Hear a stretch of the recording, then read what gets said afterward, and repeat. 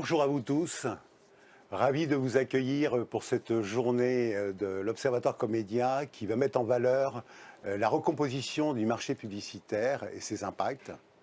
Et nous aurons tout au long de cette journée des tables rondes qui se succéderont pour parler effectivement à la fois d'une vision macroéconomique. Nous allons démarrer très vite avec mes invités. Ensuite, nous parlerons des différents segments des médias qui eux-mêmes s'exprimeront sur leur propre recomposition ou leur propre avenir. Et nous avons souhaité également cet après-midi mettre en valeur à la fois les nouvelles tendances que l'on voit avec le Web 3. Nous parlerons également de l'emploi, qui est un sujet qui nous est cher et qui est cher à vous tous, je sais, aujourd'hui. Et nous en parlerons longuement. Et nous parlerons également de cybersécurité, puisqu'il nous paraît important, effectivement, de sensibiliser, d'informer donc notre public. Alors, nous allons démarrer cette matinale. Tout d'abord, je tenais à remercier Pierre Pellouzet, qui est médiateur des entreprises, avec Bonjour. lequel on a la joie de pouvoir être à ses côtés depuis maintenant de très nombreuses années, qui a toujours un œil extrêmement bienveillant sur notre filière. Et je ne saurais jamais autant le rappeler, ô combien il nous a été précieux depuis 3 ans maintenant, Pierre. Même bien avant, hein, mais depuis 3 ans d'une façon très précieuse. Alors, William Prost, donc, qui est le directeur général de la CCI, c'est mon grand témoin. Alors, la CCI du 92, c'est 40% du poids économique de la filière de la communication en France. Donc, tu es forcément légitime. Et donc, je sais que tu regardes toutes nos études avec beaucoup d'attention, toutes les tendances avec beaucoup d'attention. On a eu à conduire beaucoup d'actions ensemble. Donc, effectivement, sur l'économie, peut-être pas encore assez. On va donc en faire beaucoup plus, donc en 2023, et je suis ravi. Et je suis ravi également d'accueillir Éric Trousset, qui est le président d'IREP, qui est notre homme qui nous guide sur les données des études, au même titre que Yves Delfrat, qui est le CEO de CSA, et qui partage donc les points de vue. Alors, nous avons un invité de marque qui n'est pas présent avec nous, mais que vous allez voir, qui est notre ami Thierry Millon, sans qui les études que nous produisons depuis 10 ans n'auraient pas de sens.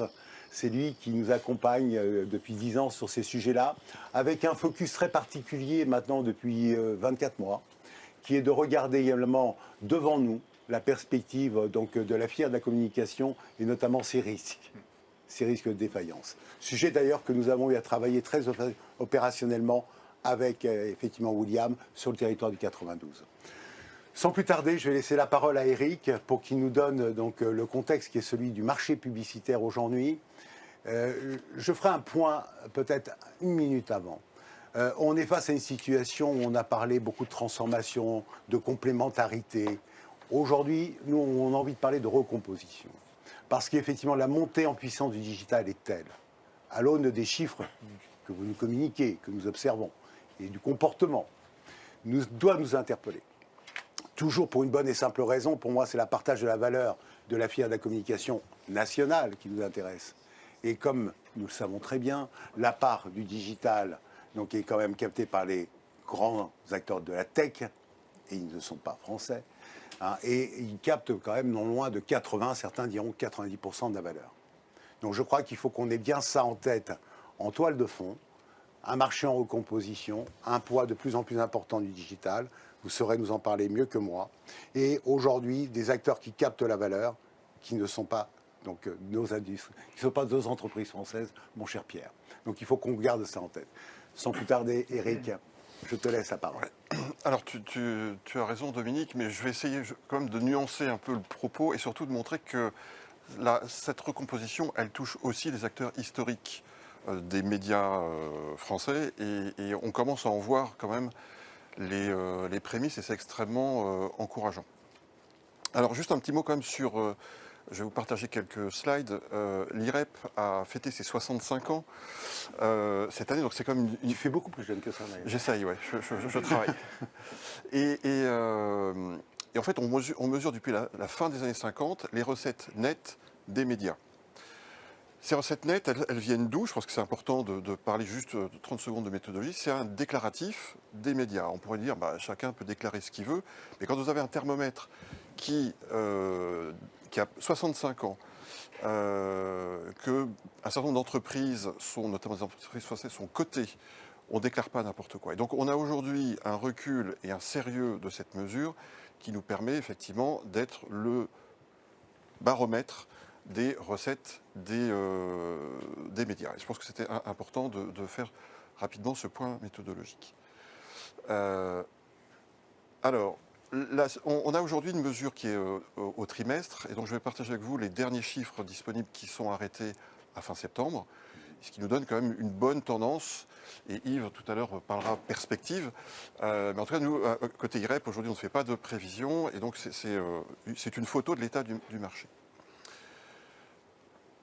Donc à fin septembre, les recettes nettes de l'ensemble des médias, donc y compris le digital, se sont élevées à un peu plus de 11 milliards d'euros, 11 milliards 3 pour être précis. C'est une progression spectaculaire, plus 8% par rapport aux 3 trimestres de 2020, donc ça donne quand même une tendance positive qui est largement supérieure à la croissance économique. Donc ce qui montre quand même qu'on est sur une année de rebond. Et si on se met en perspective par rapport à 2019, avant la crise sanitaire qui a quand même fortement perturbé l'économie, on est quand même à plus 12,6%. Donc globalement, ensemble des médias, on est en croissance. Maintenant, si on isole les médias historiques, presse, radio, télé, affichage, cinéma, la croissance est à plus 4 par rapport à l'année dernière, mais encore à moins 3,5 par rapport à 2019. Donc ça veut dire qu'on n'a pas, enfin, les médias historiques n'ont pas encore retrouvé le niveau d'avant-crise. Donc ça, c'est, je pense, le premier point important. Il y a une dynamique sur 2022, et tant mieux, mais tout le monde n'en a pas profité à la même hauteur. Alors, tu évoquais effectivement, Dominique, le digital. On va faire un zoom dessus. Croissance de plus 13,5% à fin septembre. Donc ça, ce sont des estimations de France Pub, qui est notre partenaire sur cette mesure. Plus 40% par rapport à 2019. Donc on voit bien que globalement, c'est le digital qui tire fortement la croissance du marché publicitaire.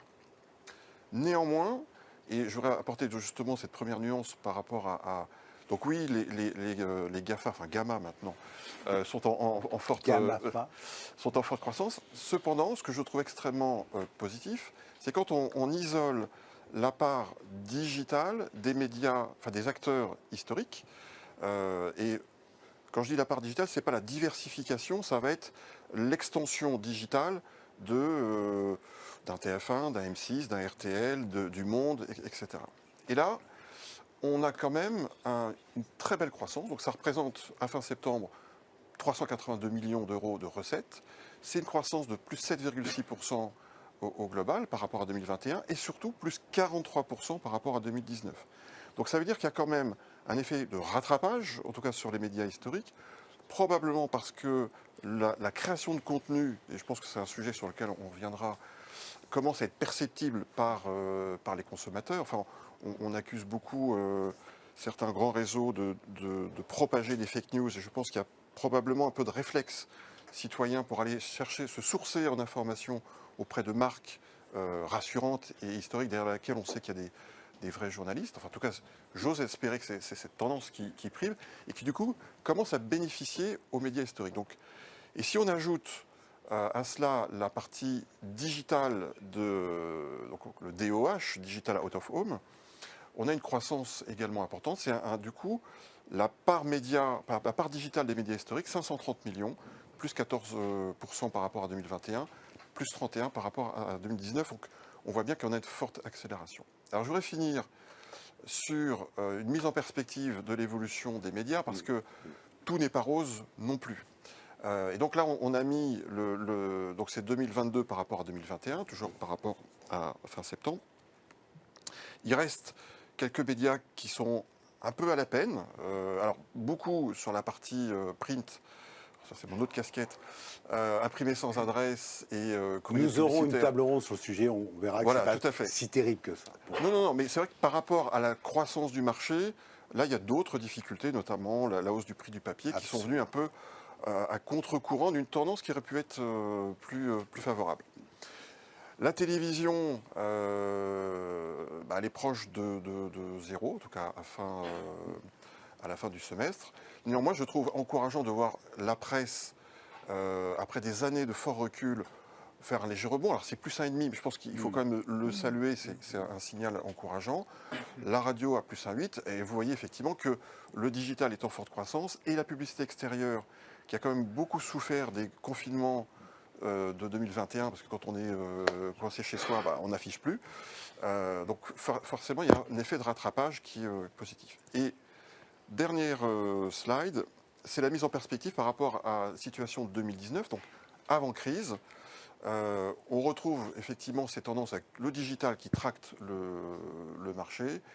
Alors le cinéma, là aussi, il a été fortement impacté par la fermeture des salles. Et puis une difficulté comme à retrouver le public en 2022. Enfin, on le voit, les chiffres sont sortis pour novembre, ont été positifs sur les entrées en salle. Le premier semestre a été compliqué, donc forcément, il y a un impact. Donc pour conclure, on a quand même une belle dynamique sur 2022.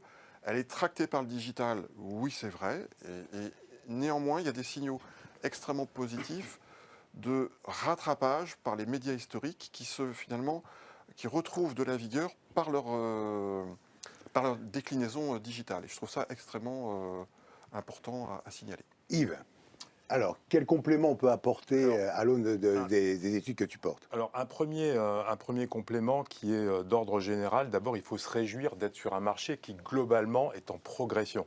Ça veut dire que les annonceurs, qui sont les principaux sponsors de ces chiffres, croient dans nos métiers.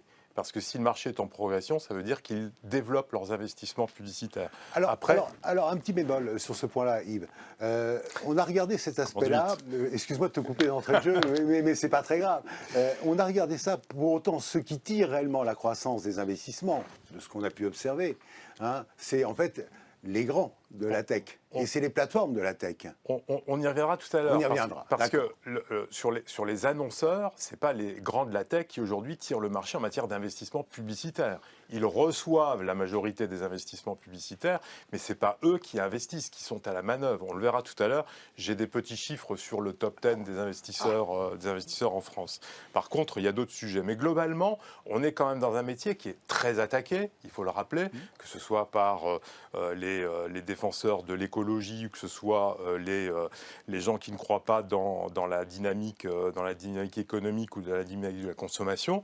La première chose dont il faut quand même se réjouir, c'est qu'on est sur un marché qui progresse. On a aujourd'hui des clients qui aujourd'hui sont en souffrance, qui sont sur des marchés qui sont en régression. Donc il ne faut quand même pas bouder son plaisir d'être sur un marché qui, cette année, va finir à 7%. Donc ce sont les prévisions de France Pub, qui est le partenaire d'Eric et de l'IREP. Plus 7% qui vont se répartir après un troisième trimestre qui était à plus 5%. Non, pardon, le quatrième trimestre sera à plus 5% et l'année va finir à 7%. Donc cette année, la télévision va progresser de 3%, ce qui est quand même une bonne nouvelle, puisque quand la télévision va bien, le marché va bien. Elle a un rôle de tracteur que tout le monde identifie depuis longtemps. La presse finira à plus 2%. La radio à plus 1%. La publicité extérieure à plus 11%, elle va bénéficier enfin du rattrapage par rapport à 2020, qui était une année terrible pour eux, et va commencer à reflirter avec leur performance de 2019. Et le digital va continuer sa croisière, sa vitesse de croisière, à plus 11%, ce qui nous fait un plus 7%. Alors, un plus 7%, ça nous met quand même dans le top 3 des meilleures années depuis 2007. Donc on a vécu une belle année. Alors, on a vécu une année 2021 stratosphérique, mais 2022 est pas mal non plus. Top 3 sur les 15 dernières années, c'est quand même pas mal, avec une année 21 qui était quasiment à plus 20%, un 2018 qui était à plus 8,6%, et après 2012 à plus 7%.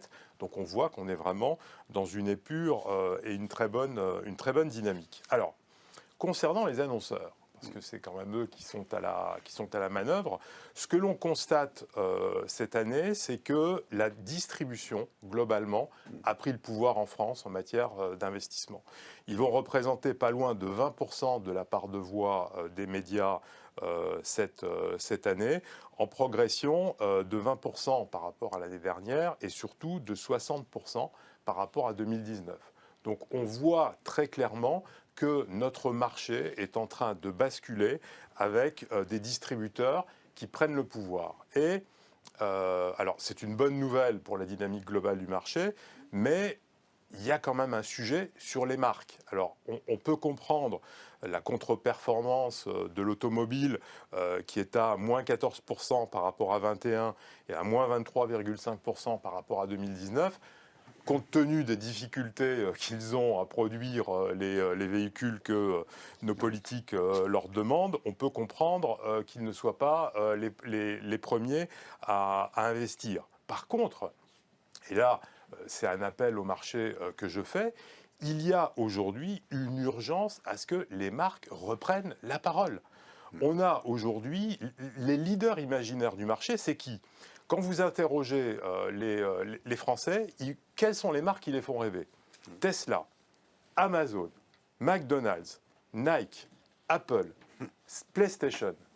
Où sont les Français ? Où sont les Français ? Ils sont, comme dans ce classement, un peu absents. Et c'est un vrai sujet parce que la publicité construit des marques et si les marques ne font plus de publicité, elles vont perdre leur statut de marque et elles vont être remplacées par des marques distributeurs. Ce qui est bien pour les distributeurs, ce qui est moins bien pour les grandes marques. Souhaites-tu rajouter encore 2 points mon cher Yves, et je voudrais laisser la parole effectivement à Thierry, pour qu'il puisse nous commenter un peu les tendances. Peut-être encore 2 points de synthèse. Par rapport à ces annonceurs, malgré tout, Yves, on a regardé quand même ce point. Ceux qui ont été les grands investisseurs, me semble-t-il, tu parlais du top 10 que tu allais nous citer. On voit quand même les grands de la tech. Les grands de la tech, on voit surtout les distributeurs, pardon. Je ne vais pas donner les marques puisqu'on ne va pas faire de publicité dans cette, dans cette émission. Pierre, tu veux qu'on en fasse un peu, Pierre. Ce que je vois, ce que je constate surtout, c'est que dans le top 10 des annonceurs en France, il y a 5 marques qui ne sont pas françaises. Donc là, il y a un vrai sujet. On est chez nous, on n'a même pas le leadership de la part de voix. Oui, mais on a vu quand même les marketplaces, on a vu les acteurs de la livraison, on a vu les acteurs des solutions financières, les néobanques, qui ont été quand même des investisseurs en matière de communication relativement importants. Mais, heureusement, et ils font partie d'un secteur des services qui est assez dynamique, mais qui malgré tout reste le 4e secteur investi. Donc ça reste, on n'est même pas dans le top 3. Alors ils sont très en progression par rapport à 2019, mais par rapport à 2021, ils sont déjà moins 10. C'est exact. Donc il y a aussi une réalité économique qui est en train de s'ajuster par rapport à ces nouvelles entreprises digitales, c'est que il faut avoir des performances économiques. Merci Yves. Mon cher Thierry, tu m'entends ? Bien sûr, je t'entends. Ah, on t'entend. Moi, je t'entends pas, Thierry. Moi, j'ai pas la main sur le son. T'as pas la main sur le son. Pourtant, tu as la main sur beaucoup de choses. Donc, mon cher Thierry, alors je crois que je voudrais rappeler pour un point de méthodologie un peu les travaux qu'on mène depuis maintenant plus de 10 ans, qui a été en fait de cartographier à l'aune des éléments financiers, donc les liasses fiscales, pour rentrer dans le pragmatisme, qui permet donc d'avoir une vision sur pas 100%, mais quasi 100% des acteurs de la filière dans les grandes composantes que sont le monde des agences, le monde des médias, le monde de l'événementiel, le monde des industriels de la communication et des acteurs de data numérique. Nous redressons avec Thierry chaque année les codes NAF pour éviter qu'on ait quelques anomalies de lecture. Et effectivement, Thierry nous édite et nous commente donc, ces données-là avec un prisme très intéressant qui nous est apparu important, qu'on a eu beaucoup à échanger avec Pierre et avec William, qui était en fait des risques de défaillance. Puisque, bien sûr, nos institutions sont très en regard sur ce sujet, très prudents. Thierry, peux-tu nous éclairer donc sur les données, les dernières données que tu as traitées, que j'ai eu le plaisir de consulter hier soir, mon cher Thierry? Tout d'abord, excusez-moi de ne pas être avec vous, ça aurait été un plaisir. Je constate, Dominique, que d'ailleurs, la dernière fois que nous nous sommes vus, c'était à l'occasion de la grève RATP. Aujourd'hui, c'est la grève SNCF. À mon avis, tu as un calendrier dans la poche qu'il faut que nous consultions. Ceci étant précisé, oui, mais d'abord, Pierre, il remédie après. Pierre, il remédie après à ça. Bon, super, super. Compte sur moi. Ceci étant, donc, on va dérouler. Alors, je n'ai pas la main sur la présentation. On va commencer par la première slide. J'en ai pas beaucoup, j'en ai 4. Alexandre est là, il pilote. Une première slide donc, qui offre la possibilité de voir où est-ce que nous en sommes.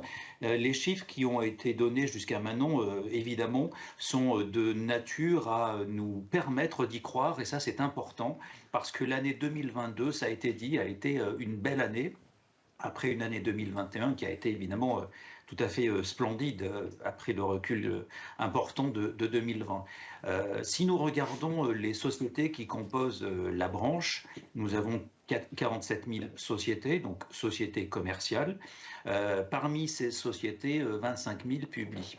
Il y en a plus qu'avant qui publient, ça nous permet d'avoir un regard plus fin encore sur la performance du secteur. Pourquoi il y en a plus qui publient? C'est parce que les sociétés ont la possibilité de publier leurs comptes confidentiellement, ce qui n'était pas le cas avant, et donc elles le font plus nombreuses. Nous avons ces comptes confidentiels, et donc il ressort de tous ces chiffres-là que le secteur pèse sur l'exercice 2021 début 2022 près de 49 milliards d'euros sur ces 25 000 sociétés qui publient. Ce chiffre-là est évidemment très supérieur à celui de l'année précédente, qui était aux environs de 45, mais qui est encore en dessous, légèrement en dessous de celui que nous avions observé en 2019, qui était au-dessus de 49 milliards.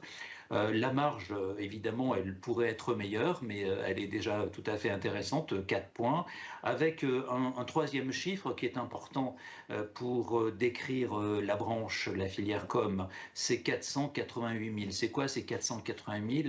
C'est le chiffre d'affaires du quartile 3. Et ça veut dire quoi? Ça veut dire que 75% des sociétés de la branche communication sont en dessous de ce chiffre d'affaires, en dessous de 480 000.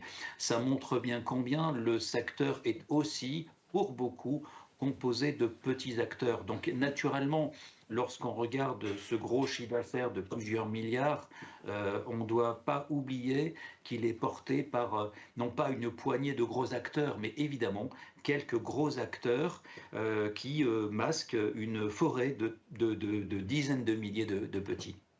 Slide suivante, nous avons donc, Dominique l'a rappelé, un regard sur l'évolution des faillites, des cessations des paiements. J'écarte les sauvegardes et on essaye de regarder comment est-ce que la branche peut imaginer pouvoir ou devoir passer l'année 2023. Alors d'abord, nous en sommes où? Le point le plus bas a été observé en octobre 2021.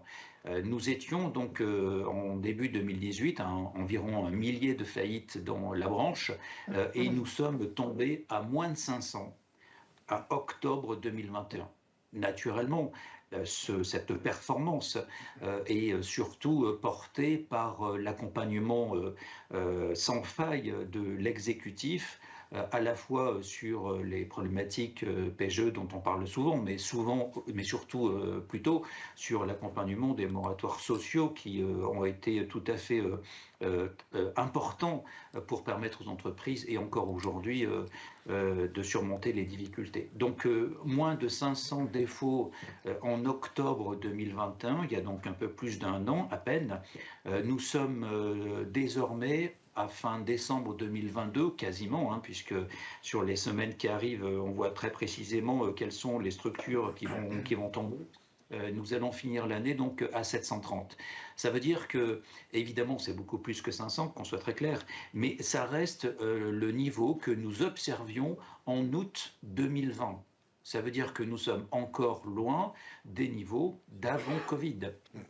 Bien évidemment, ça ne veut pas dire que nous allons y arriver, mais quand même, attendons-nous à ce que la trajectoire que nous observons sur un an, c'est-à-dire plus 52% quand même, le chiffre, la tendance, elle est juste extraordinairement élevée, se poursuivre sur un rythme un peu moindre, ceci étant, mais qui nous conduisent malheureusement à avoir à la fin de l'exercice 2023 un peu moins, mais pas loin, de 900 défauts. Donc 900 défauts, c'est un chiffre qui restera proche de celui que nous avions fin 2019, début 2020. Alors ce chiffre, malheureusement, si on a peu d'espoir qu'il soit plus bas, on a des craintes qu'il soit plus élevé, bien évidemment, parce que les contraintes qui sont aujourd'hui observées sur le monde de l'entreprise montre que si l'exercice 2021 avait permis de dégager des marges très satisfaisantes permettant aux entreprises de renforcer leurs fonds propres et donc par conséquent de poursuivre les investissements, en revanche, une partie du cash, excusez-moi l'expression, a été cramée sur 2022 et l'est actuellement en particulier. Donc on n'attaque pas 2023 comme on avait attaqué 2022, donc il faut être attentif et prudent. Le pire n'est pas certain, mais quand même, il y a une situation que nous devons avoir en tête. Si nous regardons plus en détail sur la slide suivante, comment est-ce que l'évolution des défauts a été perçue sur l'ensemble des 4 métiers, on voit que nous avons surtout une tendance qui est forte, rapide sur l'industrie. L'industrie, évidemment, c'est la moitié du chiffre de la branche, hein, donc c'est important. Si la moitié des acteurs sont dans les agences, la moitié du chiffre est porté par l'industrie. Donc l'industrie est la branche du secteur qui malheureusement offre l'évolution la plus défavorable. Nous sommes aujourd'hui, donc à fin novembre 2022, revenus à ce que nous avions en avril 2020 pour l'industrie. Donc on n'est déjà pas très loin des chiffres de 2019 qui devraient malheureusement être rejoints beaucoup plus tôt dans l'industrie que dans les autres activités de la branche communication. Sur les agences, les 2 derniers mois ont été très sévères, la dynamique est forte, mais pour autant, on reste à un niveau qui est encore très loin de celui de 2019, puisque sur les agences, nous sommes globalement sur le niveau de octobre-novembre 2020. Sur l'événementiel, la situation a été évidemment très difficile, mais parfaitement gérée par les entreprises du secteur, notamment sur la dimension digitale qui a été apportée. Ça nous permet d'avoir aujourd'hui un niveau de défaut qui est encore assez loin de celui que nous avions en 2019. Et pour le coup, c'est une activité qui sort de cette lourde période avec un peu plus de solidité que les 2 branches, les 2 secteurs que nous avons vus précédemment. Le 4e, c'est celui des médias qui reste encore pour le moment sur une tendance assez flat. Il n'y a pas de gros bouleversements. Il n'y a pas encore un niveau de défaut important. Pourtant, on va le voir sur la dernière slide, il y a un niveau de risque qui est important. Avant la dernière slide, donc celle-ci, qui montre cette fois par année, depuis 15 ans, comment les entreprises de la branche communication, ou comment les faillites de la branche de la communication ont évolué, pour bien garder en tête qu'il ne faut pas se faire peur. Nous avons un niveau de défaillance aujourd'hui qui est encore très bas. Sur la période donc plutôt crise financière, dettes budgétaires européennes, c'est-à-dire 2009-2013, nous avions en moyenne un niveau de défaut de près de 1400 par an. 1400 faillites par an. Ce niveau de défaut est tombé assez vite sur 2014-2015, juste après la problématique des dettes budgétaires européennes, à un peu moins de 1200, et après a amorcé une amélioration très sensible de 2016 à 2019, et nous étions tombés en dessous du chiffre symbolique des 1000 faillites par an. Ce chiffre, évidemment, est descendu très bas, à 620 sur la période Covid, donc il faut s'en féliciter. Même s'il va remonter sur 2023, on voit que la remontée de 2023 nous laissera cependant loin des niveaux de risque importants que nous avions connus avant la période de 2016. Et je conclus, parce que c'est déjà 9h30, sur la dernière slide, avec le risque. Le risque est dans la branche. Donc je vous propose un visuel, je ne sais pas si la lecture est aisée, mais globalement, donc un camembert qui montre la totalité de la branche, et puis 4 camemberts à côté qui le distribuent par activité. Donc alors, d'abord... pardon, excuse-moi Thierry. Je te laisse terminer. Et donc, le risque, on va se concentrer pour aller plus vite sur le risque très élevé et le risque faible. Le risque très élevé sur l'ensemble de la branche, c'est 2,7, c'est-à-dire environ 1300 sociétés et entreprises. Donc, tout à l'heure, je vous ai dit que nous devrions arriver à moins de 900. Il y en a quand même plus de 1200 qui sont aujourd'hui sur un risque très élevé, donc ils peuvent tomber dès cette année 2023. Le risque très élevé parce que les bilans sont vraiment mauvais et nous avons déjà des comportements de paiement qui sont en train de se dégrader. Donc les signaux sont des signaux forts. Mais la branche, la totalité de la branche offre quand même de belles perspectives puisque près de 58% des entreprises présentent un risque faible, voire très faible. Donc évidemment, l'essentiel de l'activité est quand même très bonne et si on ajoute le risque modéré, on est quand même sur les 3/4 des entreprises de la branche qui vont naturellement connaître une année 2023 encore convenable. Si on regarde dans le détail des activités... Non, le Thierry, risque on ne va très pas regarder élevé. dans le détail parce qu'on va les communiquer. Je voulais te remercier Thierry 1000 fois, mais effectivement, sachez que toutes ces données donc, seront accessibles, bien entendu. Hein, n'hésitez pas à nous solliciter d'ailleurs sur ce point et nous vous les diffuserons. Merci encore à toi Thierry, on aura peut-être l'occasion de revenir. Oui. Je voulais me tourner pour faire réagir nos amis à la fois Pierre et William. Tout d'abord Pierre, Oui. Aujourd'hui tu portes des mots forts. Tu portes des mots de, je dirais, confiance, solidarité et dialogue. Ce sont des mots forts que nous entendons. Nous avons vu, et nous suivons tous ton actualité de très près, je sais que dans notre communauté, on te suit de très près, on a vu que tu as eu des lettres de mission importantes qui ont été prises, hein, donc effectivement, auprès de toi et tes équipes depuis pratiquement 2020 d'ailleurs, hein, qui n'ont cessé donc effectivement d'être de plus en plus importantes. Donc tu es de plus en plus en charge donc de beaucoup de responsabilités et tu as aussi effectivement un regard très important sur la notion de filière. C'est un point qui est important parce que quand on parle de filière, il nous semble hein, que c'est les mots que donc tu parles, dialogue, donc solidarité, confiance. C'est un élément très important. Je voudrais t'entendre un mot sur ce sujet-là, parce que c'est un sujet qui nous est cher.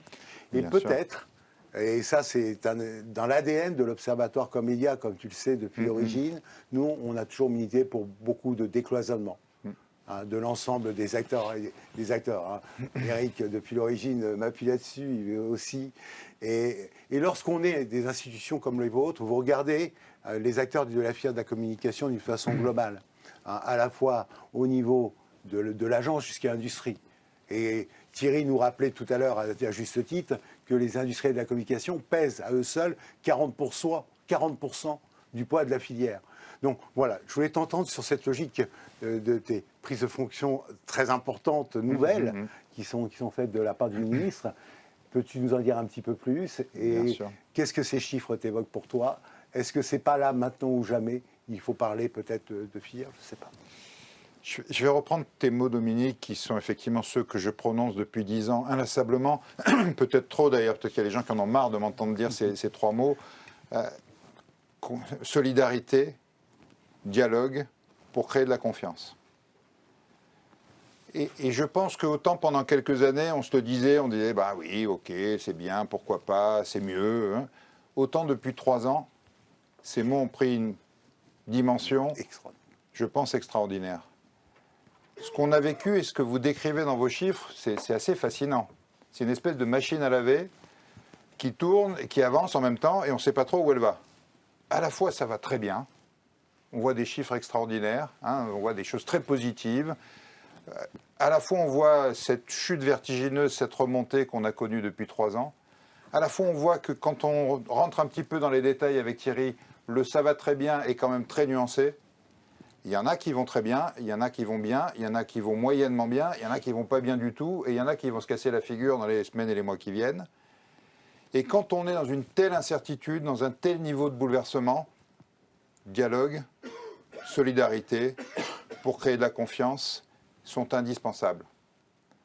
Il n'y a plus de loi, il n'y a plus de règles, il n'y a plus d'habitudes, il n'y a plus de parcours tracé. Il y a un chamboulement permanent sur lequel il faut qu'on se parle, il faut qu'on soit solidaire, il faut qu'on s'écoute, parce que sinon ça ne marche pas. Tout à fait. Et donc les outils qu'on porte ensemble, mon cher Dominique, sur la filière et sur les autres filières depuis des années, que sont bien sûr la médiation pour toutes les difficultés que vous pouvez avoir, mais aussi notre parcours national des achats responsables avec notre charte, notre label, beaucoup d'entre vous sont embarqués là-dedans, deviennent des outils indispensables. La bonne nouvelle, c'est que ça bouge là aussi.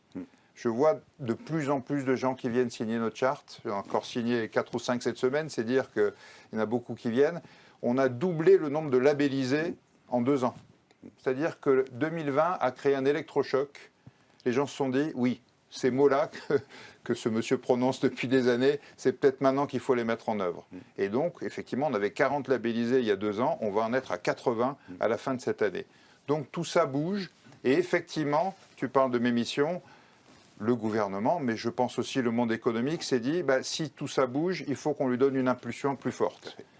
Et donc je suis missionné avec mes équipes sur différentes filières, la cosmétique, l'automobile, l'aéronautique, le ferroviaire, évidemment la grande distribution et tous ses fournisseurs. Enfin voilà, tous les domaines de l'économie dans lesquels, le BTP, pardon, j'allais l'oublier, et pourtant ça a été tellement important ces dernières années, tous ces domaines qui sont secoués par ces différentes phases qu'on a connues, confinement, fermeture, reprise économique, flambée des matières premières, et aujourd'hui énergie, qui vient rajouter une couche à tout ça. Là aussi, pas pour tout le monde, mais la partie industrielle de la filière a été affectée par les matières premières et maintenant par l'énergie. On mène des travaux sur toutes ces filières. Sur l'énergie, je tiens à signaler, notamment pour les industriels, mais c'est valable pour tous, on travaille, on a un comité de crise sur l'énergie qui a lancé et diffusé, c'est sur le site Mediator des entreprises, ce qu'on appelle la checklist énergie, où vous allez retrouver 10 questions à se poser face à son contrat d'énergie et face à sa facture d'énergie. Des choses qui peuvent paraître très basiques, mais pour tous ceux qui, pendant des années, ne se sont pas posé la question de l'énergie et qui se retrouvent face à ces difficultés aujourd'hui, comprendre son contrat, comprendre comment l'utiliser, comprendre comment le mettre en concurrence, quels sont les prix de référence, quelles sont les aides auxquelles vous avez besoin et comment la médiation peut vous aider. Tout ça, vous le trouvez dans cette checklist énergie. Donc beaucoup d'outils qui, j'espère, vont faire écho et réponse à un certain nombre de problématiques. Mais rappelez-vous, médiation, charte, label et ces nouveaux outils, checklist énergie et autres, n'hésitez pas à vous en saisir. Ils sont là pour vous et ne seront utiles que si vous les utilisez. Alors moi, je tiens là à témoigner au nom de nos adhérents qui vous ont sollicité, je vois Philippe Bernat dans la salle, souvent Philippe Bernat également sur le monde de l'innovation, donc à la fois je tenais à saluer, à vous remercier de l'efficacité que vous avez su apporter. Je sais que la discrétion est celle, tu me le rappelles toujours Dominique, tu ne dis rien. Bon, alors c'est très difficile pour moi. C'est la difficulté non, mais pour la confidentialité. Tu nous mets notre dans atout une numéro 1. situation parfois compliquée. C'est vrai. Pierre, mais je l'accepte et je joue parfaitement. Pour le monde de la communication, je comprends ne pas communiquer, c'est difficile. Autant de belles réussites, autant de succès, autant de belles actions. Je me tourne vers Philippe, et je sais que j'en entends beaucoup donc dans le monde de l'innovation, entre autres. Eh bien, voilà, je tenais quand même à le saluer. Mon cher William, ensemble, effectivement, on a eu le plaisir de se rencontrer il y a maintenant 3 ans, 2 ans et demi, 3 ans, en pleine période du Covid. C'était un fait ça là. Et puis effectivement, on a eu à travailler sur ton territoire, qui est le territoire du 92. Tu es le directeur général donc, de la CCI du 92. Et effectivement, on a pu sensibiliser sur l'importance que représente la filière de la communication sur le territoire du 92. Alors, je voulais faire une petite parenthèse par rapport aux chiffres, parce que je ne voudrais pas perdre notre public. Parce que vous avez entendu des poids économiques qui ont été cités par Eric, par Yves, et nous, on vous donne des poids économiques qui ne sont pas tout à fait les mêmes. Donc ça, c'est un élément sur lequel on a toujours des difficultés à se réconcilier. Mais enfin, on y trouve. Pour autant, ça doit nous apporter une interrogation par rapport au poids économique que nous a montré Thierry, qu'on suit, nous, depuis plus de 10 ans. Où on a plutôt été en hausse, même si parfois flat, mais en hausse. Mais on voit bien que dans ce poids économique, les GAFA ne sont pas présents. Les grands acteurs de la tech ne sont pas présents, ou sont anormalement présents, pour être plus direct. Je tairais le chiffre d'affaires donc déclaré de Google en France, ça nous fait sourire. Mais bon, ça c'est un autre débat. Il est quand même dans le top 10 des investisseurs en France. Donc il joue quand même le jeu de la com. On ne peut pas dire la même chose des médias en France. puisque les médias, c'est un secteur qui est étrangement absent du top 10 des investissements médias en France. Oui, mais C'est Yves, quand même un peu moi paradoxal. j'attire nos hommes d'études, donc effectivement, à ce qu'à un moment donné, on réconcilie le poids économique, la réalité économique, c'est un vœu que j'ai, et la réalité des études. Parce qu'à un moment donné, ça nous montre que le poids du digital, si on en est là, est-il si important que ça? Voilà. Je ferme la parenthèse, je n'y apporte pas de réponse, mais je voulais le souligner. On y reviendra. Absolument. Je te sens agacé, donc on y reviendra. William, parle-nous de l'opérationnalité, parce que tu es un homme opérationnel, mais qui voit bien et qui voit stratégique. Merci à toi, Dominique. Avant peut-être de parler opérationnalité, parlons un petit peu opinion des chefs d'entreprise et tendances et projections sur les quelques mois. C'est important aussi de regarder comment les chefs d'entreprise en France, en Ile-de-France, se projettent en fait sur ces sujets de développement économique et donc d'annonces et donc d'achats publicitaires, bien sûr. Avec CCI France, on mène chaque mois en fait une grande consultation des entrepreneurs qu'on confie à la tribune. Et là, pour la première fois, au mois de novembre, en fait, le moral des dirigeants reprend des couleurs. Ça n'était pas arrivé depuis le mois de juillet, donc c'est quand même un élément positif en fait à avoir à l'esprit. Pour autant, il y a un certain nombre de nuages un peu gris, voire noirs, avec une forme de ténèbres. C'est évidemment la hausse de l'énergie que Pierre Pélouzet a rappelé, qui peut-être est moins impactant sur les médias, mais a quand même une influence négative en fait qui freine des investissements, qui freinent aussi les dépenses des annonceurs, très probablement. C'est une question qui reste pendante. Beaucoup de contrats d'électricité ne sont pas encore venus en renouvellement. Donc ça reste une difficulté. On sait que lorsqu'ils se renouvellent, ils doublent pour beaucoup d'entre eux. C'est les premières statistiques qui apparaissent. L'État met beaucoup d'argent, beaucoup d'attention en fait sur la question du bouclier énergétique. Un guichet d'aide vient d'être créé et il sera, on l'espère, extrêmement utilisé. Et un amortisseur électrique pour les petites entreprises qui va fonctionner avec beaucoup de puissance puisque les réductions de coûts énergétiques seront directement déduites des factures d'électricité. Donc c'est une forme d'aide à la source. C'est très utile. Mais pour autant, on le sait, malgré en fait les efforts des uns et des autres, en particulier des CCI, mais aussi la médiation des entreprises, les entreprises, y compris celles de la communication, et on a vu l'atomisation en fait de ce secteur, notamment sur les agences de communication et de publicité, ont beaucoup de mal à se saisir des aides. Et ça, c'est un vrai sujet en fait pour nous, sur lequel on a travaillé ensemble, Dominique, avec attention, détermination et parfois un certain succès, notamment un succès en fait d'écoute auprès des pouvoirs publics locaux, territoriaux, qui ont mis en place pendant le Covid des aides complémentaires et qui ont bien fonctionné. Moi, ce que je voulais aussi apporter comme témoignage, puisque je joue un peu le rôle du témoin des entreprises aujourd'hui sur l'échelle Hauts-de-Seine et peut-être un peu plus largement Île-de-France auprès du président Dominique Crestino, président de la CCI Île-de-France, c'est qu'on est dans une phase de transition. Ça n'échappe à personne. C'est à la fois une zone d'opportunité, de transformation, de recomposition, mais aussi une phase de crainte. Et puis de coûts élevés en fait pour gérer ces transitions. Mais probablement pour le marché publicitaire, c'est aussi une opportunité très forte, les transitions. Je crois que l'étude de l'IREP l'a montré aussi, que le marché est aussi porté par la transition, parce qu'il faut valoriser sa transition énergétique. Il y a un certain nombre de labels, il y a un certain nombre d'attentes des salariés, il y a aussi des attentes en fait de la part des clients en fait sur ces questions de transition qui peuvent donner l'objet en fait de campagnes en fait de marque pour montrer un peu les progrès effectués. Sur la transition numérique, j'y reviens pas. Il y a beaucoup d'opportunités qui ont été données par le digital, même si ça a très fortement bousculé en fait le secteur. Ça a aussi donné lieu à une recomposition des agences de communication et de publicité avec des expertises associées, notamment des partenariats avec les jeunes entreprises et des startups. Je pense que ça n'est pas terminé, cette recomposition et les opportunités liées au digital. Et puis les transitions économiques, parce que beaucoup d'entreprises en fait regardent avec attention, et c'est très frappant, en particulier dans les Hauts-de-Seine, où les entreprises sont un peu allants sur tous ces sujets, veulent aller davantage sur des activités à mission, des activités à impact, parfois même des activités d'économie sociale et solidaire. Le département des Hauts-de-Seine lance un prix à ce sujet qui s'appelle le prix Progress. Et je crois que valoriser en fait l'impact partenariat, l'impact des parties prenantes dans son activité, c'est aussi une opportunité de fournir au marché publicitaire et donc aux agences et à l'ensemble du secteur peut-être des nouvelles zones de conquête. Merci. Yves, je t'ai senti agacé là tout à l'heure, je ne vais pas te laisser agacer par rapport à mes propos. Qu'est-ce que tu penses de cette dimension du poids économique par rapport au poids qui est observé par rapport effectivement à vos études et le poids effectif réel des grands de la tech, parce que c'est quand même un de nos sujets de préoccupation, comment on les positionne? C'est vrai que je suis troublé, Pierre, hein, quand je regarde avec Thierry Millon des éléments financiers des géants de la tech en France, c'est difficilement crédible hein, comme compréhension. Hein. Donc, comment on pourrait retraiter ce sujet-là? C'est un sujet qui me préoccupe parce qu'on est bien en recomposition. Oui. À un moment donné, quand on parle de recomposition, il faut qu'on soit quand même relativement robuste sur les chiffres dont on parle. D'abord, je crois qu'il faut leur dire merci parce qu'ils ont initié et éduqué le marché.